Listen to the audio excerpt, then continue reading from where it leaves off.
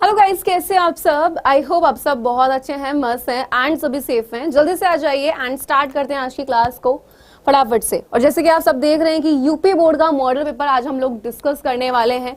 क्या रहने वाला एग्जाम पैटर्न, सब चीजें बताऊंगी। एक बार जल्दी से प्लीज इस सेशन को, जो आपकी क्लास है, एक बार से फटाफट से शेयर कर दें अपने सारे ग्रुप्स में, ताकि जो अभी तक नहीं आए हैं वो भी आ जाएं एंड देन हम अपनी क्लास को स्टार्ट कर पाए।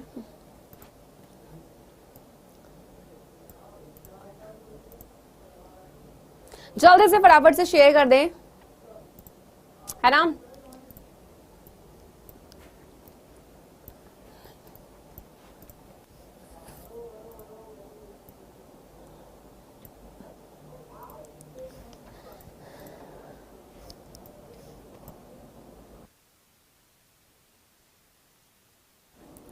चलिए जल्दी से आ जाएं फटाफट से, बहुत ही इंपॉर्टेंट सेशन होने वाला है। अभी तक आप सब चीजें पढ़कर आ रहे हैं,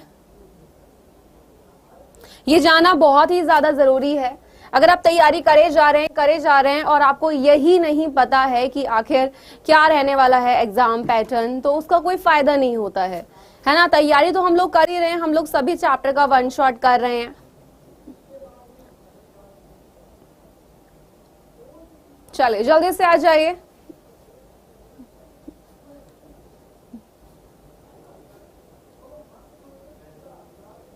चैप्टर का रिवीजन तो कंप्लीट होगा ही, उसकी टेंशन लेने की नीड नहीं है।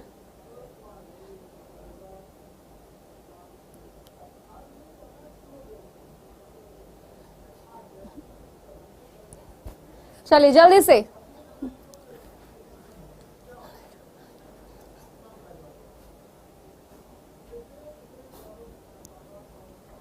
चलो तो फटाफट से यहाँ पे सबसे पहली चीजें जो हम डिस्कस करने वाले हैं यार, वो करने वाले कि यूपी बोर्ड का आखिर पेपर पैटर्न वगैरह क्या रहने वाला है। 2023 की हम लोग बातें कर रहे हैं यहाँ पे, है ना। तो आप में से बहुत सारे बच्चे लगभग जो क्लास देख रहे हैं वो 2023 में अपना 12th का एग्जाम देंगे। इससे पहले आपने अपना 10th का भी एग्जाम दिया होगा, लेकिन एक 10th में लेवल पे और एक 12th लेवल पे एग्जाम देने में बहुत ज्यादा डिफरेंस होता है। 10th लेवल पे आप जब एग्जाम देते हैं, आज हम कुछ पढ़ेंगे नहीं, मैं पहले ये चीज क्लियर कर रही हूँ। आज का सिंपल सा ये जो गाइडेंस सेशन होने वाला है, ये जो सेशन होने वाला है, ये पेपर डिस्कस रहने वाला है। स्ट्रेटेजी बताने वाली हूँ, क्या स्ट्रेटेजी यहाँ पे आपको अपनानी है, किन चीजों को एग्जाम में करने से बचना है। तो 2023 यानी कि बस दिसंबर चल रहा है, अब जनवरी आ जाएगा और 2023 स्टार्ट हो जाएगा, जिसमें बिहार बोर्ड के फैब से स्टार्ट हो जाते हैं। लेकिन अगर मैं बात कर रही हूँ यूपी बोर्ड की, तो वो अप्रैल वगैरह से अच्छा खासा वहां पे अगर हम बात करें कि बच्चों के एग्जाम स्टार्ट होना शुरू हो जाते हैं, ठीक है, यानी कि एग्जाम स्टार्ट हो जाते हैं।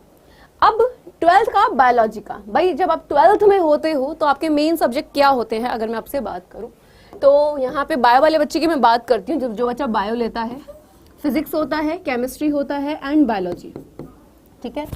अगर आप 12th कर रहे हैं बायोलॉजी से, तो आपके ये मेन सब्जेक्ट होते हैं, ठीक। और यही तीनों मेन सब्जेक्ट जो होते हैं आपकी परसेंटेज बनाने में भी हेल्प करते हैं। और यहाँ पे अगर नंबर कम रह जाए तो प्रॉब्लम बहुत ज्यादा होती है। इसके अलावा इंग्लिश वो अलग सब्जेक्ट हो गए, बट मेन जो होते हैं वो ये होते हैं, जिसमें आज हम डिस्कस करने वाले हैं आपके बायोलॉजी वाले पेपर की, ठीक है।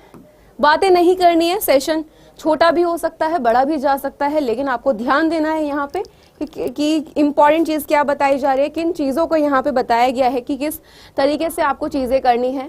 क्लियर है। अब एक बायोलॉजी वाले बच्चे के पास यहाँ पे दो चीजें हो जाती हैं कि भाई जूलॉजी वाले पार्ट से भी आना होता है, बॉटनी वाले पार्ट से भी आना होता है ना। सबसे पहली चीज यहाँ पे अगर हम लोग डिस्कस कर रहे हैं कि भाई मैम क्या यहाँ पे हम नंबर्स को ले सकते हैं, क्योंकि बायोलॉजी में बहुत ज्यादा लिखना पड़ता है और आप बायोलॉजी के स्टूडेंट हैं। अगर आप ये बोल देते हैं कि मैम नहीं लिख पाएंगे इतना सारा, तो फिर बायोलॉजी के आप स्टूडेंट हैं ही नहीं, है ना। आपको यही नहीं पता कि करनी कैसे चीजें हैं।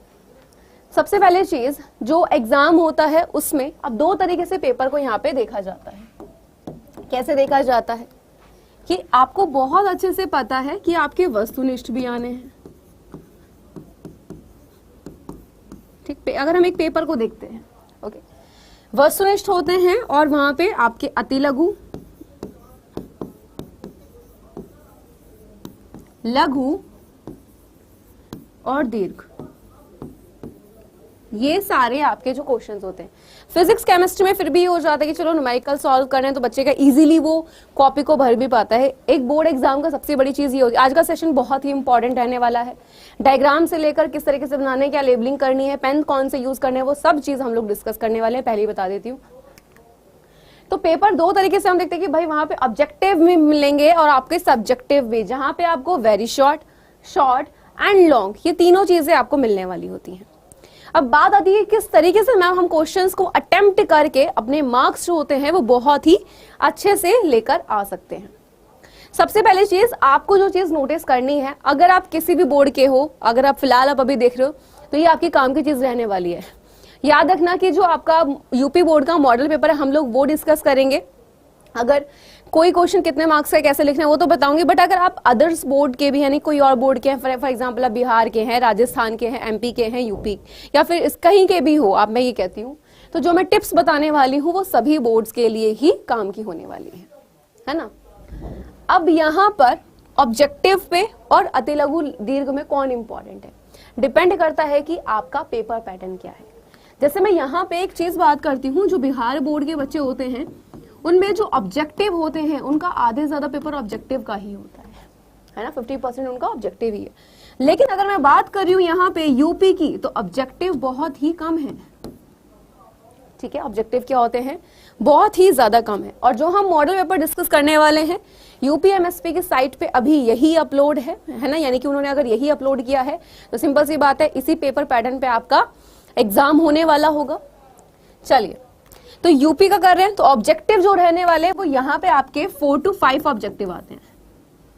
अब बच्चा सोचता है कि मैम 4-5 ऑब्जेक्टिव क्वेश्चंस के लिए मैं इतनी मेहनत क्यों करूं, बिकॉज वो 4-5 नंबर भी बहुत ज्यादा इंपॉर्टेंट होते हैं।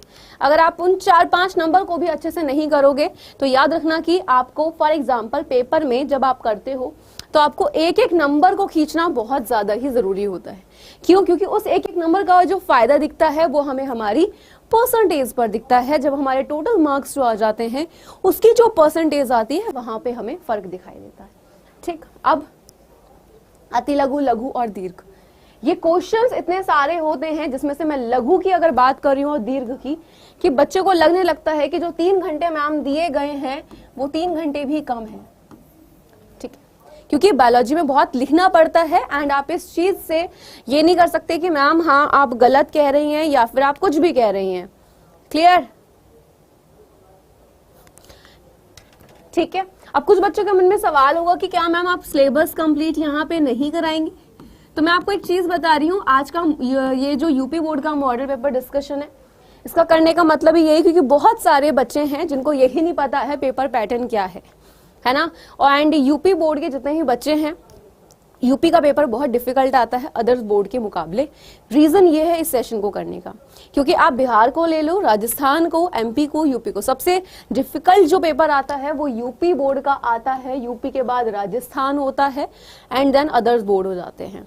तो सबसे डिफिकल्ट होता है यूपी का। तो हम यूपी बोर्ड का मॉडल पेपर इसलिए डिस्कस कर रहे हैं क्योंकि उन बच्चों के शॉर्ट, वेरी शॉर्ट इतने ज्यादा लिखने को आते हैं कि उनको पता ही नहीं होता कि क्या पैटर्न अपनाना है। ठीक, अब यहाँ पे एक चीज याद रखना कि ऑब्जेक्टिव का ना मैंने बताया, लेकिन आपको ये नहीं पता ये कितने आते हैं, तो इन्हीं को हम लोग जानेंगे सबसे पहले। और प्लस उनको चॉइस भी बहुत ही कम मिलती है यहाँ पे। सिलेबस की बात करूं, सिलेबस में सारा कंप्लीट कराऊंगी आपको 1 शॉट के फॉर्म में। जैसे कि आप सबको पता है अभी हमारा लास्ट चैप्टर का भी जो हमने स्टार्ट किया तो उसका पार्ट 2 रह रहा है, वो बहुत जल्दी कंप्लीट हो जाएगा, बट ये चीजें भी करनी बहुत ज्यादा जरूरी है। तो चैप्टर हम सबका 1 शॉट करेंगे, इंपॉर्टेंट क्वेश्चंस भी कराऊंगी, ऐसा नहीं है वो नहीं होगा, होगा सब, लेकिन अपने अपने टाइम पे प्रॉपर करवाती हुई चलूंगी। ठीक है, इसके अलावा अगर बिहार बोर्ड के बच्चे हैं उनका जैसे ही मॉडल पेपर आ जाएगा तो वो भी मैं आपके साथ डिस्कस करूंगी। ठीक है, चलिए अब ध्यान से देखो, वस्तुनिष्ठ, अति लघु, लघु, यहाँ पे लघु 2 तरीके से मैंने लिखे हुए हैं। तो यूपी बोर्ड का जो पेपर आता है, यहाँ पे अगर मैं आपसे बात कर रही हूं तो याद रखना कि वस्तुनिष्ठ आपके 4 आएंगे जो कि 1 नंबर का रहने वाला है, प्लस यहाँ पे अति लघु आपके जो दिए गए हैं 5 दिए गए हैं जो कि 1 नंबर का है। लघु आपके 5 आएंगे जो कि 2 नंबर वाले होंगे और 3 नंबर वाले लघु होंगे जो होंगे 11, और कोई चॉइस यहाँ पे नहीं है। और दीर्घ प्रश्न जो रहने वाले हैं वो रहने वाले 6 जो कि मिलने वाले हैं आपको चॉइस में, जिसमें से आपको दिए जाएंगे, यानी कि 6 क्वेश्चन होंगे जिसमें से आपको सिर्फ 3 करने होते हैं, यानी कि जो चॉइस आपको मिलती है वो मिलती है सिर्फ दीर्घ प्रश्न में एक बार जो आपके सामने पॉइंट्स लिखे एक बार इनको ध्यान से देखें, देन मैं आपको बताती हूँ बिहार बोर्ड में क्या क्या होता है वो सब भी मैं आपको बताऊंगी, तो उसकी टेंशन लेने की नीड नहीं है,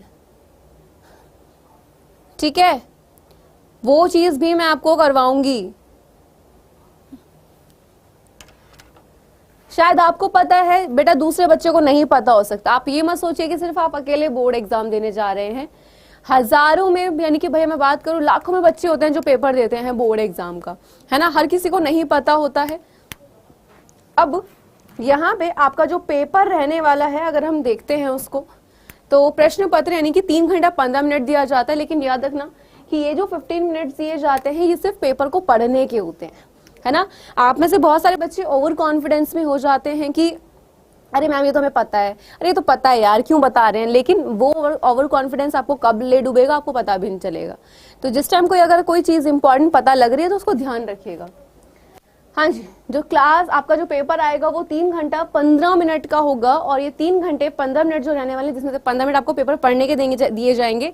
आपको सिर्फ याद रखना है कि 3 घंटे ही आपको ये लिखने के लिए मिलेंगे, सिर्फ 3 घंटे। पूर्णांक यहाँ पे दिया हुआ है 70 नंबर का दिया हुआ है, यानी कि भाई यहाँ पे आपका प्रैक्टिकल 30 नंबर का, इस सबके नंबर मिलने वाले हैं।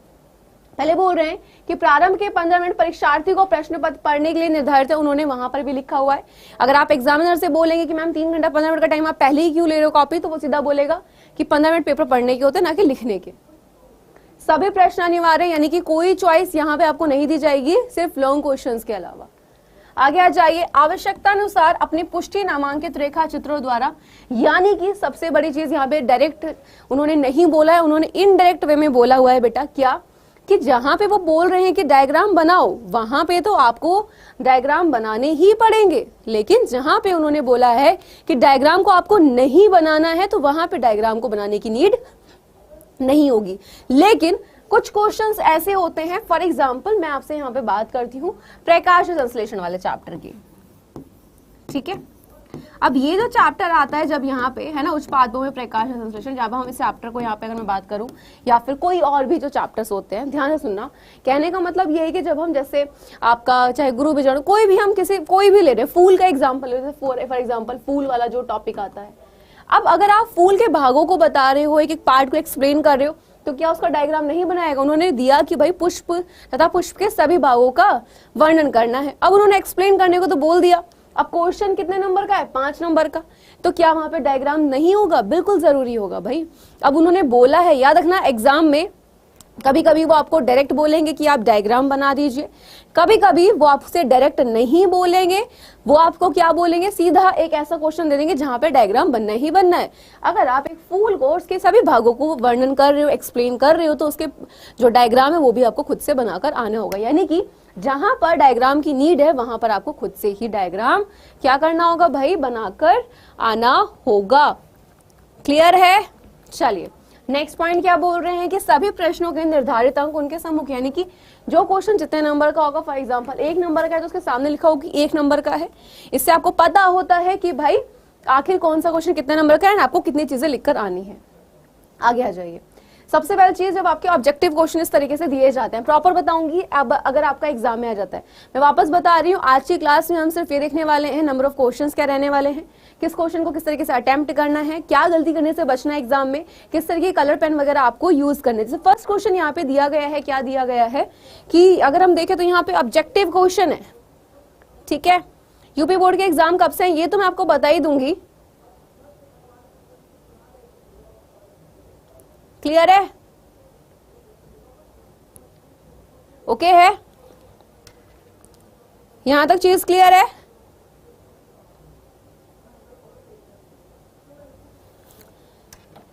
क्लियर है ना? सबसे पहले आप देख रहे हैं कि सही विकल्प को चुनकर, अब एग्जाम में बच्चे गलती क्या करते हैं, बहुत ध्यान से, आप में शायद बच्चे करेंगे अभी भी गलती, लेकिन वो नहीं करनी है। सबसे पहले चीज, जब आप अपनी कॉपी को, यानी कि मैं बात करूं, जब आप अपनी कॉपी पे लिखना स्टार्ट कर देते हैं, तो सबसे पहले आप जो भी पार्ट करते हो, बच्चे नहीं लिखते हैं, बच्चे अक्सर क्वेश्चन नंबर गलत लिखाते हैं। काफी बच्चे बोलते हैं कि मैम हम लिख कर तो आए थे बट हमारे नंबर कट गए। तो बोर्ड एग्जाम वाला जो क्या ध्यान देता सबसे ज्यादा, वो ध्यान देता है इन नंबर्स पर, है ना। अब आपने क्या करा, आपने ऊपर बड़ी बड़ी हेडिंग डाली, हेडिंग बहुत ज्यादा मेन होती है, याद रखना। हेडिंग बहुत ही ज्यादा बेटा इंपॉर्टेंट होती हैं, बहुत बहुत ज्यादा इंपॉर्टेंट। ठीक है, क्लियर है, बहुत ही ज्यादा इंपॉर्टेंट ये हेडिंग्स होती हैं, है ना। अब क्वेश्चन पेपर आपके सामने, फॉर एग्जांपल यहां से आपका क्वेश्चन पेपर है, ये आपके सामने क्वेश्चन पेपर स्टार्ट हो चुका है। अब आप में से कुछ बच्चे क्या करेंगे कि बिना हेडिंग डाले क्वेश्चन को लिखेंगे एंड आंसर लिखना वहां पे स्टार्ट करेंगे। यार एक कमेंट को 10 बार ना करो, एक बार करोगे तो भी समझ आता है। पहले जो चीज एटलीस्ट समझाई जा रही है उसका तो कीजिए ना। मैंने बोल दिया कि यूपी बोर्ड के एग्जाम अभी नहीं है, उनके मार्च अप्रैल के टाइम पे स्टार्ट होते हैं, तो आप समझ क्यों नहीं रहे हो। हाँ जी, तो यहीं पर अगर मैं आपसे बात कर रही हूं, मैंने बोला हेडिंग क्यों इंपॉर्टेंट है। जब आप कॉपी पे लिखना स्टार्ट कर देते हैं, आप अपनी एंट्री वगैरह फिल कर देते हैं, जब कॉपी के फर्स्ट पेज पर आते हैं, सबसे पहले जो चीज आपको ध्यान देनी है वो देनी होती है। फॉर एग्जांपल आपकी कॉपी है ना, अब कॉपी है तो उसके आपको सेंटर में क्या लिखना होता है कि आप क्या कर रहे हो, क्या आप वस्तुनिष्ठ प्रश्न कर रहे हो आप, या फिर अपने अति लघु, लघु या फिर दीर्घ कर रहे हो। फॉर एग्जांपल आपने बोला कि आप वस्तुनिष्ठ प्रश्न कर रहे हैं, तो कॉपी के बीच में ये नहीं कि भाई कॉपी के, फॉर एग्जांपल ये मान लो कि आपकी अगर कॉपी है इस तरीके से, ठीक है, कॉपी के बीच में का मतलब ये नहीं कि बिल्कुल बीचम बीच और फिर नेक्स्ट पेज से उसके आंसर लिखने स्टार्ट करें, नहीं। आपको क्या करना है कि भाई अगर आपकी ये कॉपी है तो सबसे ऊपर टॉप पे जो फर्स्ट वाली लाइन होगी उसके बीच में आप वहां पर लिख कर आएंगे कि वस्तुनिष्ठ प्रश्न, इस तरीके से। क्लियर है, क्या लिख कर आएंगे, वस्तुनिष्ठ प्रश्न इस तरीके से। ठीक है, हेडिंग बहुत ज्यादा ही इंपॉर्टेंट होती है और हेडिंग के लिए आप हमेशा यूज करेंगे एक ब्लू पेन को और एक ब्लैक पेन। आप बोलेंगे मैम यह हेडिंग के लिए ब्लू क्यों? आपने देखा स्केच पेन आते हैं, देखा स्केच पेन, तो स्केच पेन जो आते हैं वहां पे आप 2 ही एग्जाम में हेडिंग के लिए यूज करेंगे, इसके अलावा कोई तीसरा आप हेडिंग के लिए इस्तेमाल नहीं करेंगे। ब्लू आपने देखा एक स्काई ब्लू कलर का होता है ना, या तो आप वो यूज करेंगे बिकॉज उस जब आप उससे हेडिंग डालते हो वो प्रॉपर दिखता है। नॉर्मली आपको बोला जाता है कि हेडिंग आपको ब्लैक से ही डालनी है। अगर आप ब्लैक से ही हेडिंग डाल रहे हो तो पूरे एग्जाम में ध्यान रखना ब्लैक से ही डालो। बट कहीं कहीं पर क्या होता है कि मेन हेडिंग आपने ब्लैक से डाली, उसके कुछ पॉइंट्स आ जाते हैं, वहां पे आप अपना उस पेन को यूज कर सकते हैं। एग्जाम में रेड, पिंक, ऑरेंज और ग्रीन, इन पेन को इस्तेमाल नहीं करना है। क्लियर है, रेड पेन को भी इस्तेमाल नहीं करना है, नहीं पिंक को आपको इस्तेमाल करना है, ना ही ऑरेंज को और ना ही ग्रीन को, इनमें से किसी पेन को आपको इस्तेमाल नहीं करना है। आप एग्जाम में अपने यहाँ पे ये तो स्केच आप यहाँ पे यूज कर सकते हैं, ठीक, ब्लू ब्लैक हो गया। इसके अलावा पेन कौन से, अपना जो ब्लू बॉल पेन होता है आप वो यूज कर सकते हो, पर्पल पेन को यूज कर सकते हो, है ना, इतने सारे 12 कलर होते हैं, आप कोई सा भी वहां पे कलर को यूज कर सकते हो। स्काई ब्लू हो गया जो कि आता है कलर पेन में, उसको यूज करो। तो इन सब कलर को आप वहां पे यूज कर सकते हैं। बट अगर आप इन पेन को यूज करते हैं कैसे, काफी स्कूल वाले बोलेंगे हाँ ठीक है आप कर लो, बट ये नहीं करना है, क्योंकि इससे एक गलती होती है, जब एग्जामिनर कॉपी चेक करता है तो वो इनमें से किसी पेन का ही इस्तेमाल करता है। और फॉर एग्जांपल आपने क्या किया हो भाई, वहां पे फॉर एग्जांपल आपने लिखा हुआ है 8 लिखा हुआ है। अब जब एग्जामिनर ने कॉपी चेक करा, वो कहीं राइट लिख रहा होगा तो उसका आपका नंबर यहाँ से कट गया, तो भाई इसको 10 लगे, कुछ नंबर ही नहीं दिया, क्या पता ये ऐसे हो जाए। अब वहां तो दिख रहा है कि 0 या उसका लग रहा है कि भाई इसने काट दिया, क्योंकि एग्जामिनर के पास इतना टाइम नहीं होता है कि वो आपके वहां पे ये चेक करे कि भाई क्या ये ठीक तो नहीं कटा, वो दोबारा से रीचेक करे, इतना टाइम नहीं है उसके पास, मैं सीधा बोल रही हूँ, है ना। तो इन पेन को करना है, हेडिंग मेन है। अगर वस्तुनिष्ठ, याद रखना कि सबसे पहले जब आप पेपर स्टार्ट करते हैं तो अगर आपको वस्तुनिष्ठ बहुत अच्छे से आते हैं तो ही आप वस्तुनिष्ठ प्रश्नों को करेंगे। अगर आपको लग रहा है कि आपको वस्तुनिष्ठ आते ही नहीं है और फिर भी आप स्टार्टिंग में करके जा रहे हैं, तो वो भी आपके लिए एक रिस्क बन जाता है। कैसे रिस्क बन जाता है, कभी कभी बच्चे जब कॉपी में स्टार्टिंग में ऑब्जेक्टिव नहीं आ रहे हैं और ऑब्जेक्टिव करना स्टार्ट कर देते हैं, तो जब एग्जामिनर कॉपी चेक करता है वो देखता है अरे इसको तो ऑब्जेक्टिव ही नहीं आ रहे हैं, तो ये आगे लॉन्ग क्वेश्चन को कैसे करेगा। तो स्टार्टिंग में हमेशा वो क्वेश्चंस करने हैं जो आपको बहुत अच्छे से आते हैं, फिर चाहे वो लघु हो, अति लघु हो, दीर्घ हो या फिर वस्तुनिष्ठ। अब आपने बोला कि आपको वस्तुनिष्ठ बहुत अच्छे से आते हैं एंड आपको लिखने स्टार्ट कर देना है, मैंने बोला हेडिंग डालनी बहुत ज्यादा जरूरी है। अब जब आपने हेडिंग वहां पर डाल दी, अब उसके बाद क्या मेन हो जाता है, अब उसके बाद बेटा वहां पर जो मेन होता है वो होता है कि आप अपने आंसर को किस तरीके से एक्सप्लेन कर रहे हैं, है ना। फॉर एग्जाम्पल मैंने बोला कि भाई यहाँ पे जो क्वेश्चन है उसका नंबर क्या है, क्वेश्चन नंबर है 1, तो आप जब अपना आंसर लिखेंगे तो वहां पे आप नंबर 1 डालेंगे इस तरीके से। एंड उसमें बोला गया है कि निम्नलिखित में से कौन सा पुष्प का नर जन अंग का प्रतिनिधित्व करता है ना। अब ये क्वेश्चन के 4 ऑप्शन दिख रहे हैं। कुछ बच्चे क्या बेवकूफी कर देते हैं कि अपना जब उनको आंसर क्वेश्चन लिखना होता है वो इस तरीके से बेवकूफी करते हैं, निम्नलिखित लिख दिया यहाँ पे, ठीक है, निम्नलिखित लिखा और डैश डैश करते हैं और लास्ट में जाके है इस तरीके से। ये जो तरीका होता है ये सबसे ज्यादा गलत होता है, नंबर कटवाता है बोर्ड एग्जाम में। ये तरीका तुम्हें नहीं अपनाना है। तुम्हें तरीका क्या अपनाना है कि हेडिंग डालेंगे वस्तुनिष्ठ। अगर वस्तुनिष्ठ का आप पहले वाला क्वेश्चन का कर रहे हैं तो आप यहाँ पे लिखेंगे पहले प्रश्न का, ठीक है। अब इसका आपको आंसर लिखना है फर्स्ट, रोमन नंबर्स में दिया हुआ है, सेकेंड, थर्ड, और याद रखना कि अगर रोमन नंबर्स दिए तो आप रोमन नंबर्स को यहाँ लिखेंगे। अगर आपके फॉर एग्जांपल क ख ग दिए तो क ख ग लिखेंगे, और अगर ABCD दिया तो वही लिखेंगे। अब फॉर एग्जांपल मैंने बोला भाई इसका आंसर A है, तो आप कैसे लिखेंगे कि यहाँ पे उत्तर जो भी आपका ABCD वॉटएवर जो भी आपका आंसर होगा आप इसके आगे लिखेंगे। और साथ ही साथ मैंने बोला फॉर एग्जाम्पल के लिए इसका आंसर A है, तो आप ब्रैकेट में जो A होगा सिर्फ उसी नाम को ही लिखकर आएंगे इस तरीके से। और इस तरीके से आपका आंसर होगा कि भाई वहां पे आपको पता लगेगा कि आपने जो ऑप्शन नंबर लिखा है वो भी सही है, क्लियर है, और साथ ही साथ आपने जो पुमंग लिखा हुआ है वो भी पता लगे कि हाँ भाई इसका आंसर ये हो जाता है, ठीक है, क्लियर है।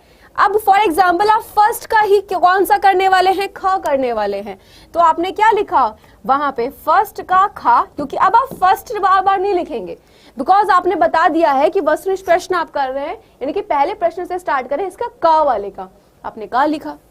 अब आप खा वाले का आंसर लिखेंगे कि भाई मनुष्य में संतान के लिंग निर्धारण होता है, कौन करता है भाई, माँ के लिंग गुणसूत्र से होता है, क्या अंडाणु के माप से होता है, क्या शुक्राणु के माप से होता है, या फिर पिता के लिंग गुणसूत्र से, तो हमें बहुत अच्छे से पता है। अब हमने बोला फॉर एग्जांपल भाई हमारा आंसर जो है वो है उत्तर डी, यानी कि क्या है कि पिता के लिंग गुणसूत्र से। तो मैं ब्रैकेट में पूरा लिखूंगी पिता के लिंग गुणसूत्र से। ऑप्शन का ऑप्शन, आंसर का आंसर। एग्जामिनर बिना सोचे तुम्हें यहाँ पे नंबर देगा। टॉपर के लिखने का तरीका ये होता है। अब तुमने बोला कि भाई ग तुम्हें नहीं आ रहा है, गा का तुम्हें अभी दिमाग में आंसर नहीं आ रहा है, तो तुमने गा नहीं करा, तुमने क्या करा, डायरेक्ट घ कर दिया, है ना। तो अब आप यहाँ पे अगर आपने ग नहीं करा है तो आप यहाँ पे ग वर्ड नहीं लिखोगे, आप अगर घ वाला कर रहे हैं तो यहाँ पे घ ही लिखेंगे, है ना। कुछ बच्चे ये सोच लेते हैं कि अरे मैम हमें तो थर्ड कर रहे हैं ना, तो थर्ड वाला, बेटा आप वहां पे गा लिखोगे और आंसर आप इसका दोगे। एग्जामिनर को थोड़ी ना पता है कि आपने इसको तीसरा समझ के आंसर दिया है।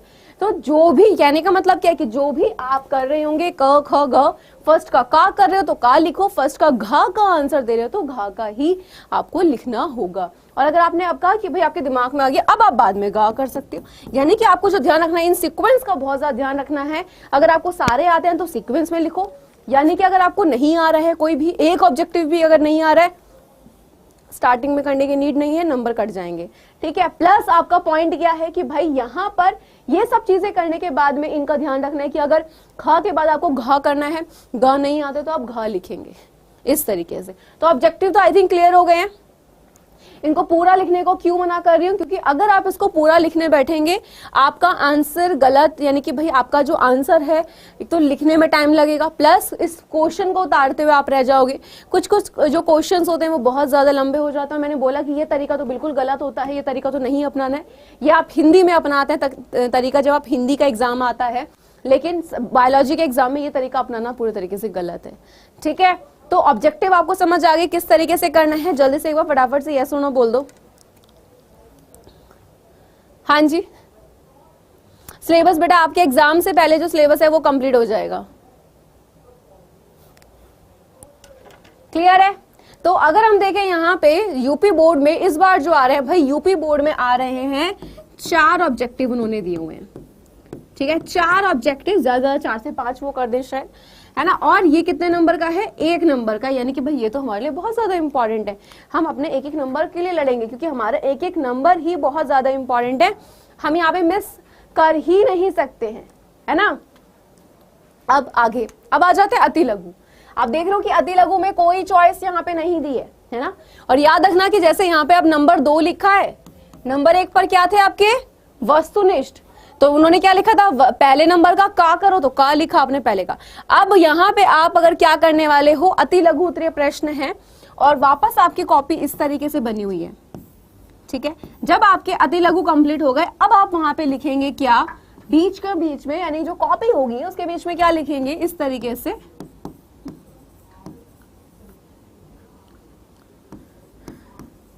अति लघु प्रश्न, ठीक है। उसको अंडरलाइन जरूर करना है, हमेशा याद रखना कि अंडरलाइन बहुत जरूरी होता है करना। अब अति लघु आपने डाला, आपको पता है कि यहाँ पे कहीं पर भी चॉइस नहीं है, कहीं पर भी चॉइस नहीं है। तो अब इसको कैसे करना है, तो ध्यान से देखें। अगर आप अब क्या कर रहे हैं, दूसरे का क वाला कर रहे हैं, तो आप यहां पर लिखेंगे कि दूसरे का क, ठीक है। और आंसर लिखना आप डायरेक्ट स्टार्ट हो जाएगी। मैं यहाँ पे ही मना करूंगी क्वेश्चन लिख के नहीं आना है, बिकॉज एग्जाम में क्वेश्चन लिखने पर बहुत ही ज्यादा आपका टाइम वेस्ट होता है और हमें बचाना है, बिकॉज हमें 3 घंटे में, क्योंकि बायोलॉजी में बहुत ज्यादा लिखना पड़ता है। मैं वापस बोल रही हूँ, यहाँ पे कैलकुलेशन नहीं है कि नंबर्स करा और आंसर ठीक है 5 मिनट में खत्म, नहीं, यहाँ पे लिख कर आनी पड़ेगी थ्योरी, तब जाके नंबर मिलेंगे। और फॉर एग्जाम्पल आपकी कॉपी आई है, जितने भी पेज की कॉपी आई है, फॉर एग्जाम्पल 32 जो भी पेज की कॉपी आई है, अगर आपने आधी कॉपी भरी है, ये मान के चलेगा आधे ही नंबर मिलने हैं। कहते हैं कि बोर्ड एग्जाम में कॉपी भर के आने से नंबर मिलते हैं, आई एग्री, मैं तो बोलती हूँ भाई कॉपी भर के आओगे तो नंबर मिलेंगे, लेकिन कॉपी भर कर आने का ये मतलब नहीं होता कि आप उसमें गाना लिख के आ जाओ, लव डोज ये वो, ये गाने नहीं लिखने हैं, ब्लू आइज हनी सिंह की कोई रैप वगैरह नहीं लिखने हैं वहां पे लिखने का क्या मतलब, कॉपी भरने से क्या मतलब है कि जो आपके पॉइंट्स हैं उनको सही तरीके से एक्सप्लेन करके आओ। ट्राई लिखना इस तरीके से है कि सबसे पहले चीज आपको ट्राई करना है कि कॉपी पूरी भर जाए, लास्ट का एक पेपर छूटे चलेगा, ट्राई यही करने की कॉपी पूरी भर जाए। सेकंड पॉइंट ध्यान रखना है कि आंसर को पॉइंट्स में लिखें। एंड तीसरी चीज ये कि जो भी आप अपना आंसर को लिख रहे हैं उसको इतना ज्यादा छोटे छोटे लाइन्स में नहीं लिखना है, एक्सप्लेन करके थोड़ा बड़ा बड़ा लिखना है अपनी जो भी पॉइंट्स आप लिख रहे हो, क्योंकि उससे होता क्या है कि कॉपी को आपको ये नहीं दिखाना, एक तरीका होता है कि कॉपी ऑटोमेटिकली क्या चल रही है भाई वहां पे भरती हुई जा रही है आपकी, है ना। एक हो जाता है कि आपको वहां दिखाना पड़ रहा है कि भाई हमने कॉपी भरा, वो नहीं करना है आपको नेचुरली दिखाना है कि भाई मैं नॉर्मली ऐसे लिखता हूँ, उसी अकॉर्डिंग आपको करना है। अगर हम यहाँ पे अति लघु प्रश्नों की संख्या देख रहे हैं तो 1 2 3 4 5 ये भी 5 है, और ये जो है यहाँ पे ये भी 5 नंबर के आने वाले हैं, यानी कि 4 तो ऑब्जेक्टिव हो गए, है ना, और 5 ये हो गए, यानी कि हम ये कह सकते हैं कि 9 नंबर यहाँ पे मिल रहे हैं, जिसमें से कहीं पे ऑब्जेक्टिव मिल रहे हैं, तो ये भी एक नंबर का, लेकिन यहाँ ऑब्जेक्टिव नहीं मिल रहे हैं। अब यहाँ पे जो भी आपको आंसर लिखना होगा, फॉर एग्जांपल देख क्लाइनफेल्टर और टर्नर सिंड्रोम, ये वैसे इंपॉर्टेंट टॉपिक है, बट इसमें गुणसूत्रों की संख्या आपकी यहाँ पे पूछी गई है, तो आपको सिंपल ये लिख कर आना है कि जो आपका क्लाइनफेल्टर जो सिंड्रोम है यहाँ पे कितनी गुणसूत्र की संख्या है, टर्नर सिंड्रोम में कितनी गुणसूत्र की संख्या है, बस खत्म। नेक्स्ट आपका ख वाला करे तो आप नेक्स्ट हेडिंग में ख ही डालेंगे, एंड ख डालने के बाद आप वहां पूछा है नरजन्म कोशिकाएं किस विभाजन द्वारा शुक्राणुओं का निर्माण करती हैं, बस आपको ये लिखने की क्या वो समसूत्री विभाजन है, क्या वो अर्धसूत्री विभाजन है, बस इतना सा लिख दो, पूरा लिख के नहीं आना है। नेक्स्ट है, क्यों पूरा नहीं लिखना है, क्योंकि 1 नंबर की बात है, 1 नंबर में हमें इतना बड़ा एक्सप्लेन करने की नीड नहीं है कि 1 नंबर के क्वेश्चन के लिए मैं 3-4 लाइन को भरूं, नहीं, 1 नंबर का है, 1 लाइन में ही आंसर देना है। फिर है नेक्स्ट, परागकण मात्र कोशिका में गुणसूत्र की संख्या क्या होगी, तो आपको लिखना है ग, फॉर एग्जांपल द्विगुणित, इसका आंसर तो आप यहाँ लिखेंगे द्विगुणित, बस खत्म हो गया। ये ऐसे टाइम बचाया जाता है। आप कुछ बच्चे क्या गलती करते हैं, क्वेश्चन को भी लिखेंगे, इसका आंसर भी तो डिटेल में लिखने की कोशिश करेंगे, भाई वो 1 नंबर का क्वेश्चन, नंबर देखो सबसे पहले कितने नंबर का पूछा गया है ना। नेक्स्ट, उस एंजाइम का नाम लिखिए जो डीएनए अणु को खंडों में तोड़ता है, ठीक है, क्लियर है। रेस्ट्रिक्शन जैसे एंडोन्यूक्लियस। अब यहाँ पे मैं बात करूं, घा नीचे लिखो और इसका सिर्फ जो एंजाइम का जो नाम है बस वही लिख कर आओ। पूरा क्यों एक्सप्लेन करना है कि भाई कहाँ से, क्योंकि 1 नंबर का है, 1 नंबर का मतलब 1 वर्ड में आंसर दो बस। एंड नेक्स्ट है आपका कार्बन डाइऑक्साइड का स्थिरीकरण करने वाले पौधों को क्या कह देते हैं। ये जो क्वेश्चन है इनका आपको 1 वर्ड में ही आंसर देना है। क्या यहाँ तक चीज क्लियर हुई है, येस और नो?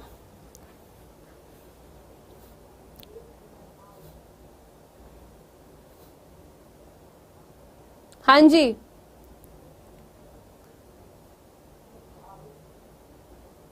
यस या नो, यहां तक चीजें बताइए। समझ आया क्या रहन रखना है लिखने का तरीका? अब आगे आ जाइए, ठीक है। नेक्स्ट, अब आ जाते हैं लघु प्रश्न। लघु प्रश्न की अगर मैं आपसे बात कर रही हूं तो लघु प्रश्न जो होते हैं यहाँ पे अगर मैं देखूं 3 नंबर वाले पे तीसरा पॉइंट, यानी कि पहले पे मेरे ऑब्जेक्टिव दिए उन्होंने, दूसरे पे अति लघु दिए, तीसरे पे उन्होंने दिया लघु प्रश्न। और ये लघु प्रश्न 2 तरीके से होंगे, ये 2 नंबर वाले हैं। अब बच्चे को पता नहीं होता कि मैम 2 नंबर में आखिर लिखना कितना होता है। याद रखना कि जब भी 2 नंबर वाले क्वेश्चंस की बात आ जाती है तो एटलीस्ट आपको जो आंसर लिखना होता है वो 3 to 4 लाइंस के अंदर लिखना होता है, ठीक है। 2 नंबर वाले जितने भी आपके जो आपको आंसर होते हैं वो कम से कम 3 से 4 लाइन के अंदर लिखना होता है ना। अब यहाँ पे जैसे पहला क्वेश्चन दिया है कि पक्षियों में लिंग निर्धारण को स्पष्ट कीजिए, तो आपको यहाँ पे एक्सप्लेन करना होगा। नेक्स्ट, वॉटसन तथा क्रिक द्वारा प्रस्तुत डीएनए के द्विकुंडलित मॉडल का स्वच्छ नामांकित चित्र बनाइए। अब यहाँ पे उन्होंने एक्सप्लेन करने को नहीं बोला है। अब कुछ बच्चे होंगे कि यहाँ पे डायग्राम तो बनाएंगे ही बट उसको एक्सप्लेन करने लग जाएंगे। तो क्वेश्चन पेपर को सबसे पहले हमें बहुत ध्यान से पढ़ना होता है, ठीक है। ध्यान से पढ़ने के साथ साथ हमें देखना होता है कि उसने पूछा क्या है एग्जैक्ट।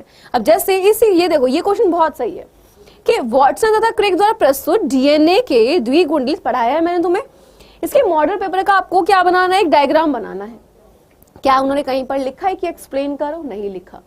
ये होता है स्मार्ट तरीका। जो बेवकूफ बच्चा होगा वो क्या करेगा कि डायग्राम को भी बनाएगा और एक्सप्लेन करने बैठ जाएगा, क्यों दूसरे का 2 नंबर। लेकिन 2 नंबर का ये मतलब, उसे ये नहीं पता कि 2 नंबर का मतलब होता है 3 से 4 लाइन में लिखना, और उन्होंने एक्सप्लेन करने को बोला ही नहीं, उन्होंने डायग्राम बोला है। तो यानी कि यहाँ पे आपको सिंपल हेडिंग डालनी है क्या कि वॉटसन तथा क्रिक द्वारा बनाए गए डीएनए का द्विकुंडलित मॉडल, और उसके नीचे बस डायग्राम बना देना है, खत्म। एक पेज पे 2 नंबर तुम्हें वहां मिल गए। कॉपी को भरने का तरीका कैसे होता है, अब उन्होंने वो डायग्राम बनाने को बोला है तो एक पेपर है, फॉर एग्जांपल आपके कॉपी का पेज है, इसे पूरे पे डायग्राम बना दो, बन गया तुम्हारा एक, ठीक है। एक पेपर भर गया, नेक्स्ट पे जंप कर जाओ, ये होता है।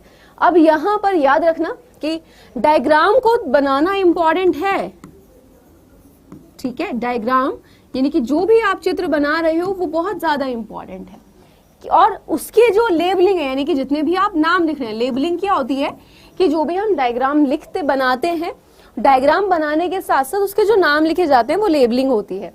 अब यहाँ पे फॉर एग्जांपल मैंने डीएनए का डायग्राम बहुत इजी तरीके से सिखाया हुआ है आप लोगों को बनाना। अब यहाँ पर अगर आप इसका नाम लिख रहे हो, कुछ बच्चे क्या करेगा, एक यहाँ लिख दिया, एक यहाँ लिख दिया, एक ऐसे एरो खींचा वहां, एक एरो खींचा वहां, ये गलत तरीका होता है। हमेशा डायग्राम में भी आपको यहाँ पे लेबलिंग अगर करनी है तो उसका भी एक तरीका होता है। कैसे, फॉर एग्जाम्पल मैंने आपसे बोला भाई यहाँ पे मुझे इस वाले पार्ट को बताना है, ये क्या है, तो मैंने एक पेन ऐसे लिया और यहाँ इसका नाम लिखा। अब मैंने बोला ये, तो मैंने यहाँ पे लिखा इसका नाम यहाँ पे, है ना।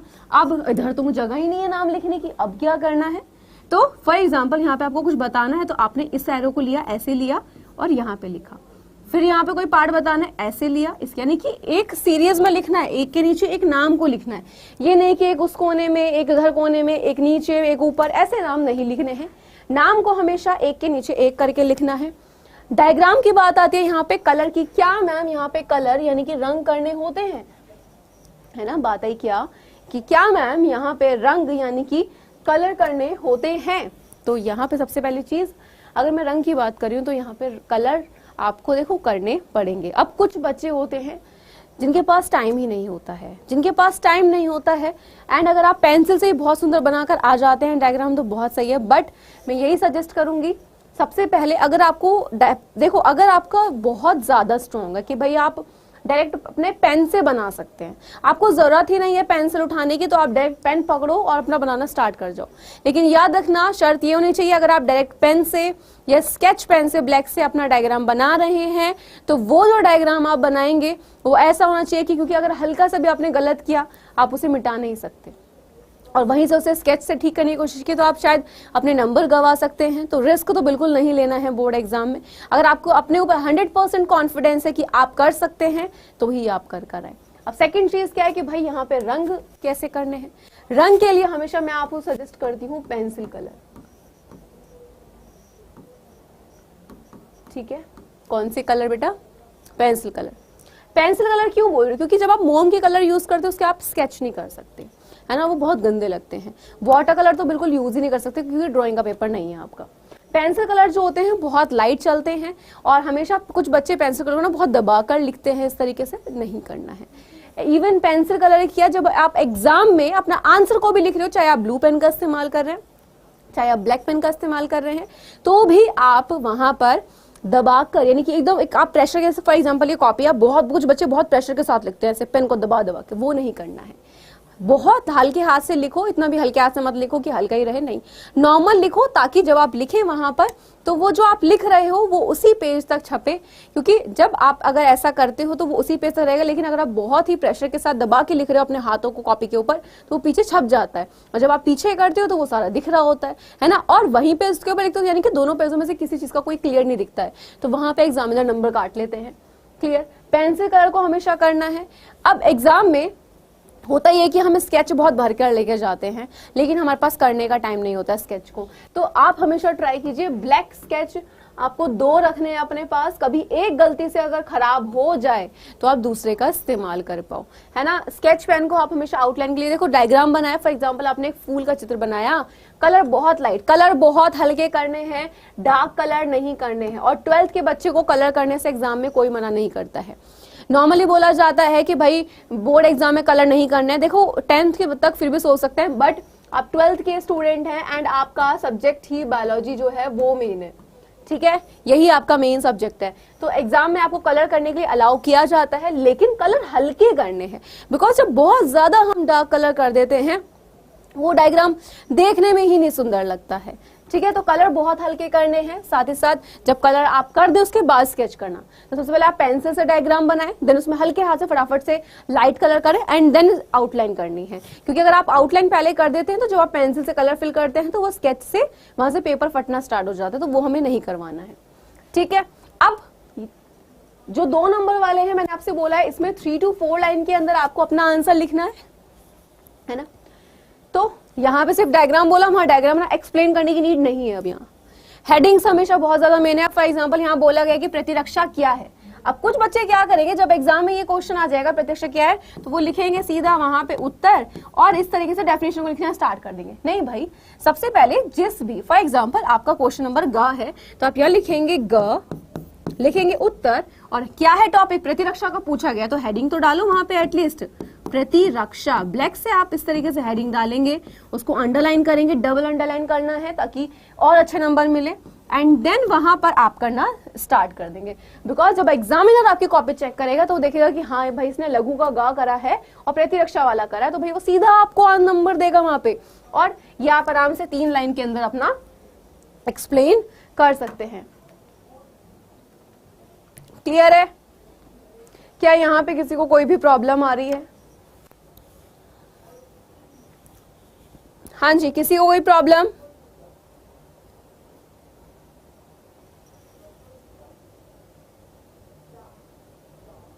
हाँ जी, हाँ जी, यूपी बोर्ड का है। अब तो हेडिंग सिर्फ यहां पे ही नहीं डालनी है, अगर आप ये करेंगे पक्षों में लिंग के निर्धारण को स्पष्ट कीजिए, डायरेक्ट एक्सप्लेन करना स्टार्ट नहीं करना है, का लिखो, लिखो पक्षों में लिंग निर्धारण, ब्लैक से हेडिंग एंड देन ब्लू से एक्सप्लेन करना स्टार्ट करो। एग्जाम में कभी भी ये एरो का इस्तेमाल नहीं करना है। जब भी आप कोई पॉइंट्स लिख रहे हो, फॉर एग्जांपल पॉइंट कब लिखे जाते हैं, बच्चे पूछते हैं मैम पैराग्राफ के फॉर्म में लिखें, पैराग्राफ के फॉर्म के साथ साथ, या फिर हम पॉइंट्स में लिखें। तो सबसे पहली चीज यहाँ पे याद रखना कि जैसे परिभाषा हुई, इसको आप पॉइंट्स में नहीं लिख सकते, ठीक है, ठीक है। जितनी भी परिभाषा होती हैं उनको आप पॉइंट्स में लिख ही नहीं सकते, यहां पे आप हमेशा इसको पैराग्राफ के फॉर्म में लिखेंगे। लेकिन जितने भी, जैसे अगर मैं बात करूं कार्य हो गए कि भाई आपसे बोला गया कि भाई इसके बताइए कार्य क्या है ना, कि पूछे गए कार्य क्या है, तो यहां पे आप क्या कर सकते हैं, यहां पे जब आप कार्यों को लिखेंगे एग्जाम में ना एरो यूज करने हैं, ना ये डॉट डॉट यूज करनी है, ना ये चौकोर सा बना के जो आप यूज करते, इनमें से कुछ यूज नहीं करना है, नंबर कटवा देगा। हमेशा आप तो यहाँ पे नंबर 1, नंबर 2 यूज करेंगे, नंबर्स यूज नहीं करने हैं तो आप यहाँ पे capital A, capital B use करेंगे। ये नहीं करना है स्मॉल आपके जो लेटर्स होते हैं उनको इस्तेमाल करेंगे। इसके अलावा आप रोमन नंबर्स को यूज कर सकते हैं अपने पॉइंट्स को एक्सप्लेन करने में, बट कभी भी एरो, ये निशान, ये सब अपने लिखने में इस्तेमाल नहीं करने हैं। पैराग्राफ जब डेफिनेशन आप लिखेंगे तब करना है, या फिर किसी चीज को, किसी कहानी को आप एक्सप्लेन कर रहे हैं। फंक्शंस हो गए, स्टेप वाइज हो गए कि भाई फॉर एग्जांपल आपसे बोला गया कि जो आपका जैसे कि भाई कोई भी आपका टॉपिक दे दिया कि भाई इसके कार्यों को बताओ तो आप पॉइंट्स में लिखेंगे, या फिर कोई आगे कि भाई अच्छा इसको हम ऐसे करते हैं, इसकी भाई इसके स्टेप क्या होते हैं, तब आप वहां पे स्टेप वाइज लिखेंगे एंड देन आप इन पॉइंट्स का इस्तेमाल करेंगे, ना कि इस तरीके से इन पॉइंट्स का नंबर कट जाएंगे। सेकंड, आगे आ जाइए। जैसे यहाँ पे बोला गया है ऑर्किड पौधा आम के पेड़ की शाखा पर उग रहा है, ऑर्किड और यानी कि भाई आम के पेड़ के बीच पारस्परिक क्रिया से आप क्या स्पष्ट करेंगे। अब उन्होंने स्पष्ट करने को बोला, भाई यहाँ पे तो हमें पॉइंट में लिखने की नीड ही नहीं है, यहाँ पे तो एक्सप्लेन करना है, उन्होंने क्लियरली बोला है, तो यहाँ पे आप क्या करेंगे, चीजों को अच्छे तरीके से एक्सप्लेन करेंगे। आगे आइए, जैविक अनुक्रिया के तरीकों का स्वच्छ आरेखीय निरूपण दिखाइए, यानी कि भाई यहाँ पे भी उन्होंने डायग्राम ही मांगा, यहाँ पे भी एक्सप्लेनेशन नहीं मांगी है कि भाई आपको एक्सप्लेन करना ही करना होगा। अब हम देखें यहाँ पे 1 2 3 4 5, यानी कि ये जो 2 नंबर के जो क्वेश्चंस आए हैं, ठीक है, यानी कि कितने क्वेश्चंस हैं आपके 2 नंबर के जो क्वेश्चंस हैं, 1 2 3 4 5 क्वेश्चंस हैं, ठीक है, और 5 यानी कि भाई आपका 10 नंबर के ये क्वेश्चन, जिसमें से 2 डायग्राम वाले हैं और कुछ एक्सप्लेन करने वाले, कुछ आपके डेफिनेशन को लिखने वाले। आगे आ जाइए, अब जो लघु आए हैं, देखो लघु सेकंड वाले, जब आप, अब ध्यान रखना एग्जाम में जब आप अपनी कॉपी में लिख रहे हैं, अभी तक आप लिखते आ रहे थे कि भाई वस्तुनिष्ठ हो गए आपके अति लघु, देन आपके जब लघु आए तो अब आपने लघु प्रश्न लिखा कि लघु उत्तरीय प्रश्न पहला।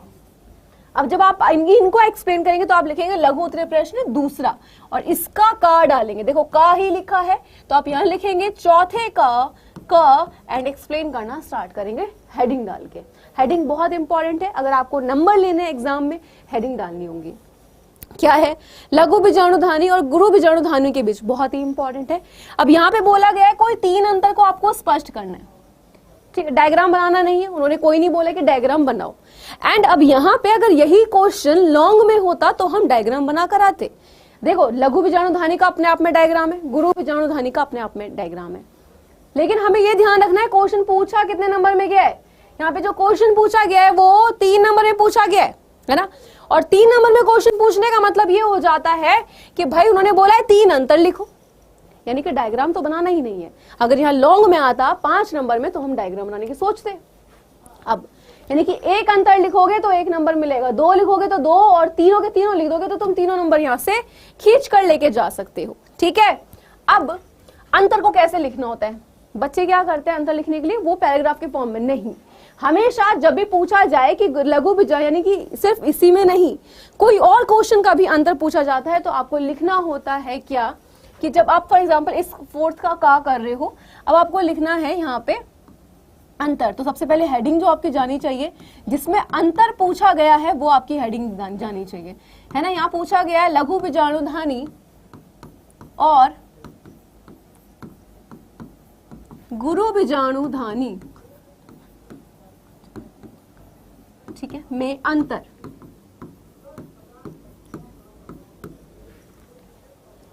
ठीक है, क्वेश्चन क्या था कि लघु बीजाणुधानी और गुरु बीजाणुधानी के बीच 3 अंतर को स्पष्ट करो। क्वेश्चन हमें नहीं लिखना है, लेकिन हमें हेडिंग को भी मिस नहीं करना है। तो लघु बीजाणुधानी और गुरु बीजाणुधानी में अंतर, आपने आंसर लिखा, चौथे का आप क्या कर रहे हैं, आपने किया इसको अंडरलाइन, ब्लैक से आप लिखेंगे एग्जाम में, ठीक है। और अब क्या करेंगे, इसको लिखना स्टार्ट करेंगे। लिखना कैसा स्टार्ट करेंगे, सबसे पहली चीज, कोई भी अंतर आ जाए, ये लाइन हेडिंग जरूर लिखनी है। कोई भी अंतर हो, डीएनए आरएनए में अंतर, तो आप लिखेंगे डीएनए आरएनए में अंतर, तब अपना आंसर को लिखना स्टार्ट करेंगे। आपने क्वेश्चन नहीं लिखा है, आपने हेडिंग डाली है। अब जब भी अंतर लिखते हैं, हमेशा अंतर को इस तरीके से लिखा जाता है, एक तरफ ये हेडिंग ऊपर आप डालेंगे, लेकिन उसके नीचे इस तरीके से भी आप लिख कर आएंगे, और एक तरफ आपका आ जाएगा गुरु बीजाणुधानी।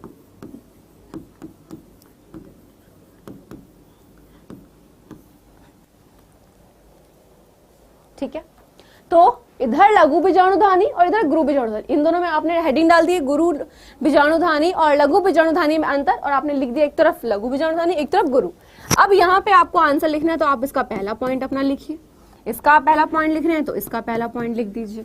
ठीक है, यहाँ पे बी, यहाँ पे सी, 3 अंतर पूछे हैं, 3 अंतर ही आप लिख कर आएंगे, ज्यादा एक्स्ट्रा दिमाग वहां पे लगाने की नीड नहीं है।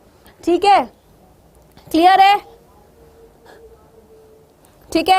एंड अब यहाँ पे काफी बच्चों के मन में सवाल होगा कि मैम इसका सॉल्यूशन, याद रखना मॉडल पेपर जो होते हैं वो मॉडल पेपर इसलिए होता है, ये सिर्फ एग्जाम पैटर्न जो होता है आपको उसको समझाने के लिए होता है। काफी बच्चों को लगता है भाई मॉडल पेपर ये आ चुका है इसी में से सारा पेपर आएगा, नहीं, ऐसा नहीं होता है। ये सिर्फ एक तरीका होता है, जैसे भाई जब आप वही अगर कभी पार्लर में जाते हैं तो वो एक डमी रखी होती है उनके पास, है ना, जिसपे भाई उनके नकली बाल भी होते हैं प्रैक्टिस, तो वो बताता है कि अगर रियल में कोई आएगा तो वो आपको इस तरीके से करना है। लेकिन ये तो सिर्फ एक आपके सामने एक, ये मान लीजिए एक पेपर की तरह है कि भाई इतने क्वेश्चन आने हैं उस तरीके से पेपर आना है, ये नहीं आना है, ठीक है। अगर शायद यही आना होता तो मैं इसको सॉल्यूशन एक क्वेश्चन का करवाती, बट ये नहीं आना है।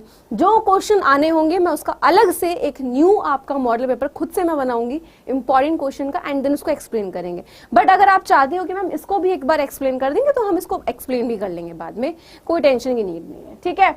अब अंतर हमने लिखना है तो भाई इस तरीके से लिखेंगे। याद रखना हमेशा जितने अंतर पूछा जाए उतने अंतर ही दें, फालतू अंतर लिखने से कुछ फायदा नहीं, बिकॉज नंबर नहीं मिलना है एंड टाइम घटना ही है, ठीक है। अब ख है कि हमारे समाज में लड़कियां पैदा होने पर दोष केवल महिलाओं को दिया जाता है ना, बताइए कि यह क्यों सही नहीं है ना। अब इसमें तो कोई हेडिंग नहीं बन रही तो इसमें आप डायरेक्ट लिख सकते हैं क्या कि भाई ख आप कर रहे हैं, यानी चौथे का ख, 4 आपने ऊपर डाला ही हुआ एक बारी में नंबर, और इसको एक्सप्लेन करना स्टार्ट कर दीजिए। और 3 नंबर में ये क्वेश्चन पूछा गया है तो ये आपको कम से कम 4 से 5 लाइन के बीच में अंतर यानी कि आंसर देना होगा, ठीक है। आगे आ जाइए। एक संख्या क्रॉस का करते हुए, यानी कि एक संख्या क्रॉस करते हुए मेंडल के प्रभाविता के नियम को समझाना है।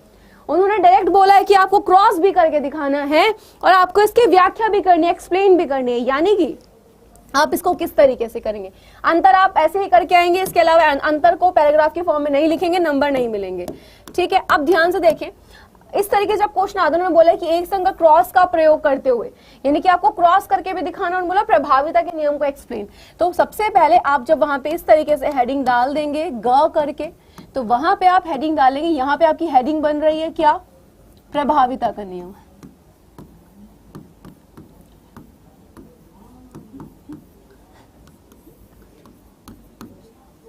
ठीक है।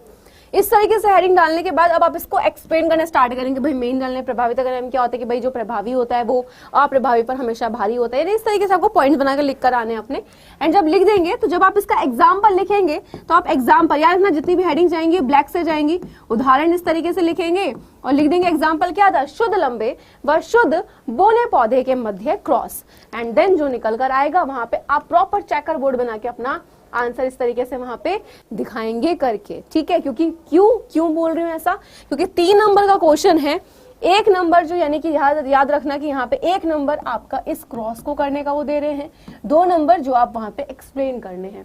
अगर आपने ये क्रॉस नहीं बनाया उनके बोलने के बावजूद भी तो जितने नंबर देने होंगे वो नहीं देगा। अगर आपने थ्योरी सही लिखी होगी उतने नंबर आपको दे देगा, पूरे नंबर आपको नहीं मिलेंगे। नेक्स्ट है कि डीएनए कुंडलिनी में की, यानी कि आपका डीएनए कुंडलिनी की कौन सी विशेषता ने वाटसन व क्रिक को डीएनए प्रतिकृति के आपके सेमी कंजर्वेटिव रूप को कल्पित करने में सहयोग किया, इसकी व्याख्या अभी थोड़ा एक्सप्लेन करने को बोला गया, ठीक है। तो यहाँ पर एक्सप्लेन करना है आपको पूरे से, इन्होंने क्या दे दिया यहाँ पे एक तरीके से पूरी स्टोरी बताने को बोलती है, बताइए क्या है। तो ये भी आपको कम से कम 4 से 5 या 5 से 6 लाइन के अंदर, ये मान के चलो कि कम से कम 4 से 6 लाइन के अंदर इन क्वेश्चन का आंसर आपको एक्सप्लेन यानी कि देना ही देना वहां पर होगा, ठीक है। हाँ जी, क्या यहां तक चीजें क्लियर हैं बेटा, ये बहुत काम आने वाले हैं, है ना। जितने जो लोग यहाँ पे मस्ती में आ रखे हैं, अभी बड़े दांत दिख रहे होंगे तुम्हारे, लेकिन जब बोर्ड एग्जाम आएगा ना, ये जो आंखों से आंसू निकलते में टाइम नहीं लगेगा, और बोर्ड अच्छा को रुला देता है जब आप तुम लिख कर नहीं आते हो, है ना। फिर तुम्हें लास्ट टाइम पे वही सोचता है कि कॉपी के पीछे पैसे रखाओ या भाई एक स्टोरी सुना के आ जाओ। अगर ढंग का एग्जामिनर मिल गया ना, तुम्हारी वाट लगा देगा बेटा बढ़िया वाली। तो यहाँ पे आके तुम्हारे ये भी होगा। एंड ये कितने हम देखें तो 1 2 3 4 है यहाँ पे ये क्वेश्चन, ठीक है। और 4 जो है वो 3 नंबर के ही हैं, ओके। आगे आ जाइए। अब आते हैं यहाँ पे 5वें का। अगर हम देखें भाई इस तरीके से आपका क वाला, ये भी कौन से हैं, लघु हैं और 3 नंबर यानी कि लघु जो आ रहे हैं बहुत ही ज्यादा आ रहे हैं। आपने देखा कि लघु में अगर हम देखें इसको 3 तरीके से डिवाइड कर दिया। पहला जो आ रहा था वो 2 नंबर के आए थे जो कि 5 क्वेश्चन थे। फिर लघु जो कि 3 नंबर के थे यहाँ पे वो आपके 4 थे यानी कि 5 4 9 और साथ ही साथ यहाँ पर 3 दिए यानी कि 12 टोटल। अगर हम देखें तो भाई 12 लघु है भाई। तो मलेरिया पर यहाँ पे 12 नहीं है, 1 सेकंड, क ख ग घ भाई 13, ज्यादा ही है, कम भी नहीं है, 13 ज्यादा। ठीक है, अच्छे खासे क्वेश्चंस है भाई, बहुत ज्यादा आए हुए हैं यार, है ना। तो उसी अकॉर्डिंग तैयारी करके चलनी पड़ेगी भाई। तो 4 यहाँ पर हो गए, ये 4 यहाँ पर हो गए, कितने हो गए भाई 1 2 3 4। ठीक है 4, 1 सेकंड भैया वापस काउंट करने पड़ेंगे। तो कितने बैठ रहे हैं, 1 2 3 4 5 6 7 8 9 10 11 12 13, टोटल 13 ही बैठ रहे हैं। तो तुम सोचो कि 13 तुम्हारे अगर शॉर्ट आ रहे हैं, ठीक है, अगर तुम्हारे 13 शॉर्ट क्वेश्चन आ रहे हैं तो भाई कितना, यानी कि तुम्हारे 13 जो है जिसमें से 5 तुम्हारे 2 नंबर के हैं, बाकी बचे हुए जो हैं तुम्हारे वो 3 नंबर के हैं। अच्छा खासा तुम्हें यहाँ पे स्कोर करना है। क्लियर। अब यहाँ पे क्या बोला गया कि भाई यहाँ पे तो सीधा उन्होंने डायग्राम बनाने को बोला गया, वो भी 3 नंबर में। ठीक है, कि मलेरिया परजीवी के जीवन चक्र का, ये जीवन चक्र थोड़ा बड़ा होता है, इसीलिए कोई छोटा मोटा डायग्राम नहीं होता है, बहुत अच्छा खासा बड़ा होता है, इसलिए उन्होंने सिर्फ यहाँ पे डायग्राम बनाने को ही बोला है। नेक्स्ट रहता है जीव विज्ञान के अध्ययन के संक्रामक रोग को नियंत्रित करने की किस प्रकार हमारी सहायता करेंगे। ये अच्छा खासा लंबा क्वेश्चन जाएगा और जरूरी ये नहीं याद रखना कि जरूर नहीं है कि मैम ने बोला है कि 3 से 4 में, अगर वहां पर 3 से 4 में तो लिखकर आना ही आना है, उससे कम तो छोड़कर ही नहीं आना है। अब जैसे ये क्वेश्चन है, यहाँ पे आप पॉइंट्स बनाने में लिखेंगे कि भाई नियंत्रित करने में किस प्रकार हमारी सहायता करते हैं, कौन, बायोलॉजी तो थोड़ा एक्सप्लेन करना होगा, है ना। तो अगर 6-7 लाइन एक्स्ट्रा हो गई तो कोई दिक्कत नहीं जा रहा है।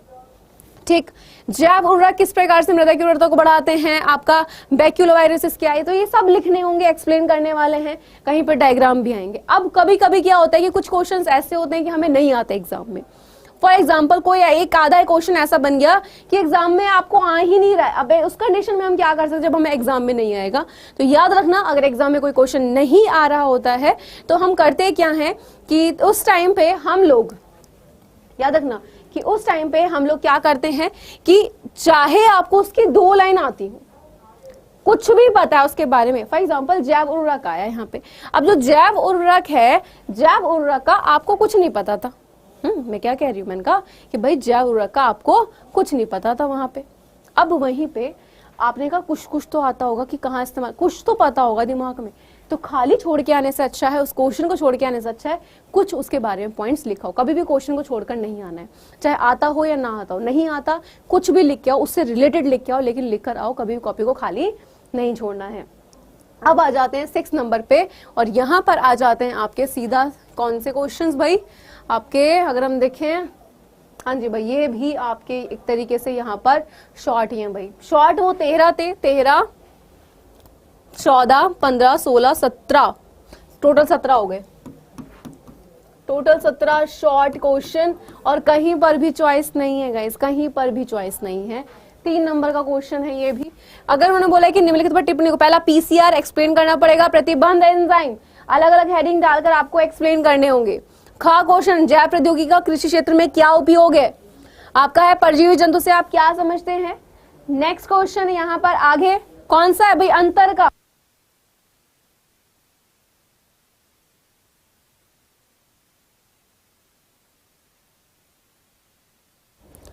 क्लियर है, क्लियर। और देखो जब उन्होंने बोल दिया है सीधा कि अंतर लिखो, अंतर लिखो, और तुम्हें अंतर लिखने का तरीका मैंने तुम्हें बोला है कि आपको कैसे लिखना है, कि हेडिंग तो डालनी ही डालनी है, बट साथ ही साथ अंतर के साथ साथ आपको नीचे लिखना है दोनों पॉइंट्स को जिसमें भी आपका अंतर पूछा गया है। और लाइन हमेशा जो आप खींचेंगे, ठीक है, लाइन जो भी आप खींचेंगे वो हमेशा स्केल से खींचेंगे, अपने हाथों से कलाकारी दिखाने की कोशिश ना करें, वो बहुत ही अजीब लगता है। जब भी आप अंतर लिखेंगे एक लाइन को स्ट्रेट खींचने के लिए स्केल का यूज करेंगे। एंड वो या तो कुछ बच्चे क्या करते हैं, इस तरीके से ऐसे लहर सी बना देते हैं, ये लहर मत बनाना, ठीक है। प्रॉपर स्केल का आपको क्या करना है, यूज करना है एंड अपने पॉइंट्स को वहां पे एक्सप्लेन करना है। क्लियर है? ओके है? चलिए अब लास्ट में आ जाता है लॉन्ग क्वेश्चन, और लॉन्ग क्वेश्चन तो एटलीस्ट 5 से 6 पेज का तुम्हें लिखकर आना पड़ेगा। ठीक है? क्लियर है? अब देखो ध्यान से, अगर 17 लॉन्ग क्वेश्चन आपके 17 शॉर्ट आ रहे हैं, मैं ये मान के चलती हूं एटलीस्ट 2 पेज पर आपके क्या हो गए, वेरी शॉर्ट हो गए। 2 पेज के बाद में अगर हम आगे बढ़े अति लघु में कम से कम आपके 2 पेज हो गए, 4 पेज यहां पर हो गए, है ना। 17 शॉर्ट है, अगर आप एक क्वेश्चन को भी 1 पेज दे देते हो तो यहां पर आपके 17 पेज हो गए, 17, 18, 19, 20, 21 पेज तो वैसे ही भर गए तुम्हारे। तुम कहते हो कॉपी नहीं भरती मैम, है ना। और अभी तुम्हारे 6 आने वाले हैं, और कितने यहाँ पे 21 पेज तुम्हारे भरे हैं। और लॉन्ग में तुम्हें कितने करने हैं भाई, लॉन्ग में चॉइस मिली हुई है तुम्हें, 3 करने हैं, और 3 में से भी अगर तुम 1 को दे दे तो अच्छा खासा 4-5 पेज तुम्हारी कॉपी तो यूं ही भर जाएगी, है ना। तो लॉन्ग क्वेश्चन देखो, मनुष्य के नर जनन तंत्र का सचित्र वर्णन कीजिए, इसमें शुक्राणु कहाँ संचित होते हैं। जब वो बोलते हैं कि सचित्र वर्णन, इसका मतलब होता है कि तुम्हें यहाँ पे डायग्राम तो बनाने ही बनाने हैं, बट तुम्हें एक्सप्लेनेशन भी देनी है। अब यहाँ पर उन्होंने चॉइस दी है कि 7वें में से आप या तो ये करो या ये करो। अब तुमने बोला कि भाई 8 के दोनों नहीं करता हूँ, ये नहीं आते, पहले वाले के दोनों कर देता हूँ। याद रखना 2 भले कर क्या होगे, लेकिन नंबर जो मिलेगा आपको वो इनमें से सिर्फ 1 का ही देगा। ठीक है, आप अपना सोचोगे दिमाग दौड़ाओ, लेकिन एग्जामिनर दिमाग तेज दौड़ाएगा। अगर उसने बोला कि इन दोनों में से ही आपको एक क्वेश्चन का करना है, तो जो बहुत अच्छे से आता है वही करें। फिर उन्होंने चॉइस दी कि आनुवांशिक कूट क्या है, इसकी मुख्य विशेषताओं का वर्णन करो, या फिर मेंढक के लक्षणों का पृथक्करण का नियम क्या है, और चेकर बोर्ड द्वारा आरेखीय निरूपण सहित वर्णन कीजिए इसके युग्मों की शुद्धता का नियम क्यों कहते हैं। अब ध्यान से देखो, जो ये क्वेश्चन था यहाँ पे डायरेक्ट क्वेश्चन लिखा हुआ है कि मनुष्य के नर जनन तंत्र का सचित्र वर्णन, और कैसे बांटा गया है, 2, 2 और 1, यानी कि 2 नंबर का डायग्राम, 2 नंबर की एक्सप्लेनेशन और 1 नंबर का ये क्वेश्चन। इस तरीके से वो क्वेश्चन नंबर जो होते हैं यानी कि आंसर्स को बांटते हैं। पुष्पी पादपों में लघु बीजाणु जनन को सचित्र वर्णन, तो यहाँ पे डायग्राम के 2 नंबर हैं, एक्सप्लेनेशन के 3 नंबर हैं। याद रखना 5 नंबर का क्वेश्चन आएगा, लेकिन वो 5 नंबर को बांट के रखेंगे। अब इसमें जो भी अच्छा होता हो वो कर सकते हो, अगर दोनों कराते हो तो नंबर फिर भी 1 का ही मिलना होगा। अब है यहाँ पे कि भाई अनुवांशिक कूट क्या, अगर ये लिखोगे तो तुम्हें 2 नंबर मिलेंगे, और इसकी विशेषताओं का वर्णन करोगे तो तुम्हें 3 नंबर मिल जाएंगे। अब तुम्हें बोला कि ये तो नहीं आता मैम, सेकंड वाला आता है, तो देखो मेंडल के लक्षणों का पृथक्करण का नियम क्या है, 2 नंबर। चेकर बोर्ड द्वारा आरेखीय निरूपण ये लिखोगे तो तुम्हें 2 नंबर मिलेंगे, और युग्म की शुद्धता क्यों कहते हैं ये बता दोगे, तुम्हें 1 नंबर भी मिल जाएगा बचा हुआ, यानी कि मिल गया टोटल 5 नंबर। नेक्स्ट, वापस तुम्हें चॉइस मिली है, यानी कि याद रखना कि यूपी बोर्ड के बच्चे के पास जो चॉइस है वो सिर्फ आपके लॉन्ग क्वेश्चन में और किसी में चॉइस नहीं है। तो स्पीड से आंसर को, यानी आपको अपने एग्जाम में बहुत ही स्पीड के साथ अपने आंसर्स को लिखना होगा, बहुत तेजी के साथ। ठीक है, चलिए नेक्स्ट है अनुकूलन को परिभाषित कीजिए। डेफिनेशन आप देंगे तो 2 मिलेंगे, और एक्सप्लेनेशन के आपको एग्जाम्पल के साथ 3 नंबर। और भौगोलिक, यानी किसी भौगोलिक क्षेत्र में जाति शाति के कारण क्या है, तो भाई कारण लिख दोगे अच्छे खासे डिटेल में भर के, 5 नंबर तुम्हें मिल जाएंगे। और इतना तुम्हें कर आना है, याद रखिएगा यहाँ पे। ठीक है, क्लियर है, इतना तुम्हें एटलीस्ट एग्जाम में करके आना होगा। यहां तक चीजें क्लियर हो गई हैं। रोजाना क्लास क्यों नहीं ले रही हूँ, रोजाना क्लास इसलिए नहीं ले रही हूँ बिकॉज आपकी और सब्जेक्ट की भी होती हैं, बट मैंने बोला है कि टेंशन नहीं लेना है, जब एग्जाम पास में आएंगे तो मैं आपकी डेली क्लासेस लेने का पूरा ट्राई करने वाली हूँ। मैंने आज की क्लास में आपको सिर्फ ये बताया है कि आखिर क्या रहने वाला है एग्जाम पैटर्न यूपी बोर्ड का, क्या आपको स्ट्रेटेजी अपनानी है, किन चीजों को करने से बचना है, क्या करने से नंबर अच्छे मिलेंगे एग्जाम में, यही आपको बहुत ज्यादा ध्यान रखना है। अब जो आपकी क्लास होगी गाइज, वो आपकी जो क्लास होने वाली है वो कल होने वाली है, एंड जो कल होगी वो आपकी 5 PM पर ही होगी। बस मुझे एक चीज, इस क्लास के बाद जब ये सेशन एंड हो जाए तो मुझे ये जरूर बताइएगा कि कल की क्लास में आप क्या चाहते हैं। क्या आप क्वेश्चन प्रैक्टिस चाहते हैं जो चैप्टर हम लोगों ने करे हैं, या फिर आप चाहते हैं कि जिसका भी हमारा 1 शॉट का जो पार्ट रह चुका है सेकंड, उसको कंप्लीट करें। तो आपके पास टाइम है कल तक का, आप अच्छा खासे मुझे कमेंट करके बता सकते हैं सेशन के बाद, एंड ये बहुत हेल्पफुल रहेगा। तो बेटा अब आपने देख लिया कि कितना आपको लिखना होगा एग्जाम में, तो फटाफट से रेडी हो जाइए अपने। और जो मैंने आंसर्स को लिखने का तरीका बताया, ये हर बोर्ड का बच्चा इसको अपनाएगा। और साथ ही साथ ये तो यूपी बोर्ड के क्वेश्चन से पैटर्न क्या रहने वाला है, तो अच्छे से लिखना है आपको। बोर्ड एग्जाम में 3 घंटे भी कम पड़ जाते हैं, मैं पहले बता रही हूँ। 1 मिनट यानी कि आपके पास सोचने का टाइम नहीं कि आप आधा घंटा सोचो, नहीं, आपको बस पेपर मिलते ही पढ़ते ही आंसर लिखने स्टार्ट कर देना है। हमेशा स्टार्टिंग और लास्ट में वो पार्ट करिएगा जो आपको बहुत अच्छे से आते हैं। हमेशा जो पार्ट आपको लगे कि भाई ये मेरा वीक पार्ट है, तो उसको हमेशा बीच में करना है, ठीक है। चलिए मिलते हैं आपसे कल, तब तक के लिए bye bye and take care.